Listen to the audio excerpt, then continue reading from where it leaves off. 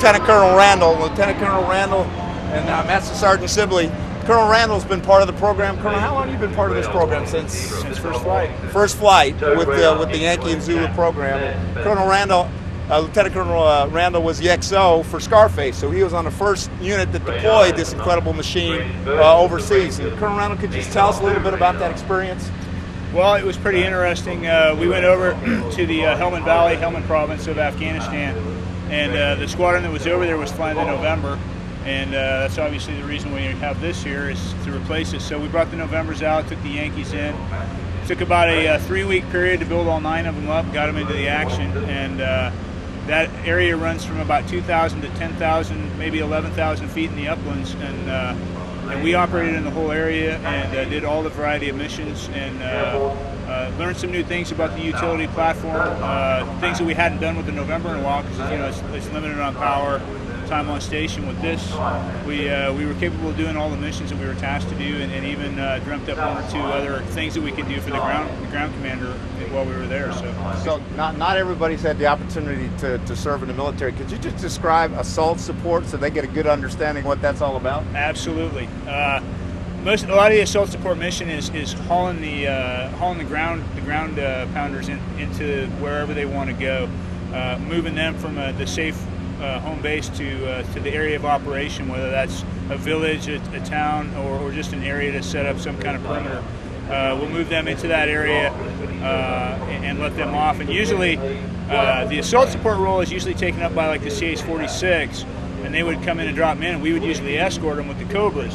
What we get here, though, and I'll roll back this in assault support into one way we were operating over there, was we would do the assault support mission and haul anywhere from 6 to 8 guys in the back of each Huey, drop them off, but at the same time we'd also be carrying rockets and guns, and we would stay on station, and we would provide the close air support as well, the overwatch. So what we normally would do with 4 helicopters, we were capable of doing with 2, freeing up 2 other helicopters to go do some other mission in the theater. So it worked out real well. Matt Certain, what's your perspective on the helicopters and what you've seen?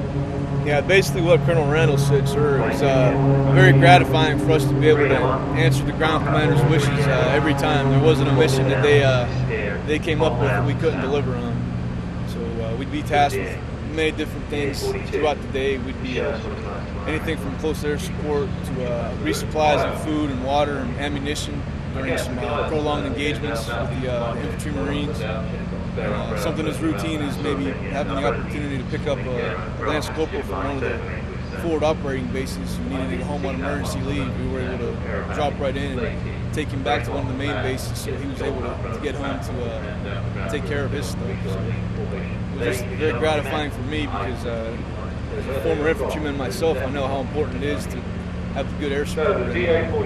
This machine is just really delivered for us. So I think that's really important for us to understand is they use this incredible piece of equipment for multiple missions, assault, but you also heard the personal side. You know, a Lance Corporal out on a forward operating base that needs to get back, this aircraft can come in there, pick him up, take him out safety, and defend itself in and out.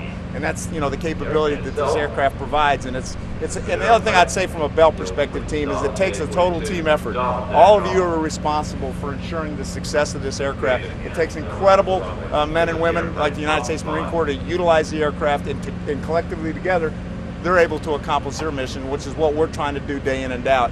So what you do every day, as you can see, is incredibly important for these Marines to be successful in their mission deployed in combat. And the other thing I'd like to say on behalf of the entire Bell team, and we'll get all you guys in here, is that on behalf of entire Bell in our country, thank you for what you all do. Thank you, sir. You know, you don't get enough credit for the work that you do and the places you all go to, and we thank you for that, because it's folks like you that enable us to sleep at night, and sometimes we lose sight of that. So you all out there in the fight defending us, we thank you. And on behalf of the 10,000 plus folks at Bell Helicopter, I want to thank you for the incredible job you do with this equipment. And Lieutenant Colonel Randall, you've been with us a long time, and we thank you. It's your persistence, it's a persistence of the Marine Corps that's stuck with this program through the years that got us where we are now. And I think, team, what you can see is this is a platform that works for our customers, and you should be incredibly proud of the work that you've done to support these fine men and women in the Marine Corps.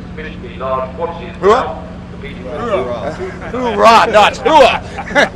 Thanks, Colonel. Thank you. Sergeant, thank you.